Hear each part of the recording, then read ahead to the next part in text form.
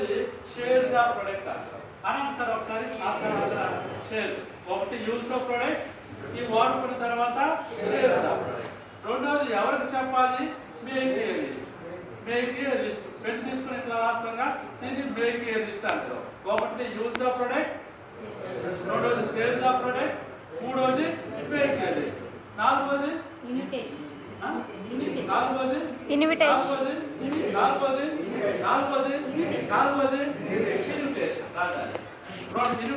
ఎట్లా అనవచ్చు లేదా ఎట్లా అనవచ్చు. కొన్ని సౌత్ ఇండియా షాపింగ్ మాల్ పోతే ఎట్లా అంటారు, దండోనైనా మీరు చేసిన అంటే ఇన్విటేషన్ అంటారు. లేదంటే ఇట్లా స్వాగతం అని కూడా పలుకుతారు. మొదటిది యూజ్ ద ప్రొడక్ట్, రెండోది షేర్ ద ప్రొడక్ట్, మూడోది మేక్ ఏ లిస్ట్, నాలుగోది ఇన్విటేషన్. ఎట్టైనా ఓకేనా? మీకు దాంట్లో వెస్టేజ్ వస్తువు వాడుతున్నట్టు అని చెప్పవచ్చు. ఐదోది హోమ్ మీటింగ్. హోమ్ మీటింగ్ అంటే ఇల్లు అంటే ఏంటంటారు? ఇల్లు అంటే ఇది హోమ్ మీటింగ్స్. హోమ్ మీటింగ్స్ ఎలా చేయాలి అని కూడా చెబుతాయి.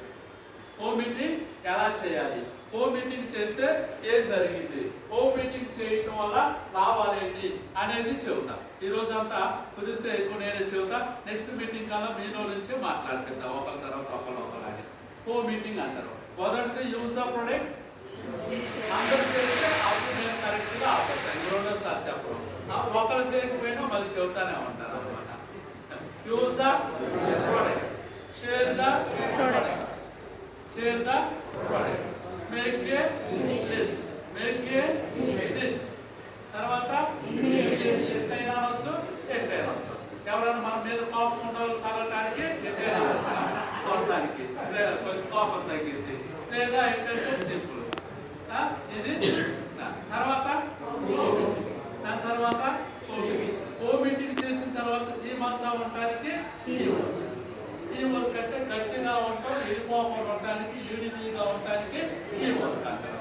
లాస్ట్ది ఫాలోఅప్ అంటే మళ్ళీ ఫస్ట్ నుంచి క్రమంగా చేసుకోవాలని, అప్పుడు జాయిన్ అయ్యే ఫాలోఅప్ మీటింగ్ రోజు రెగ్యులర్గా మాట్లాడాలని.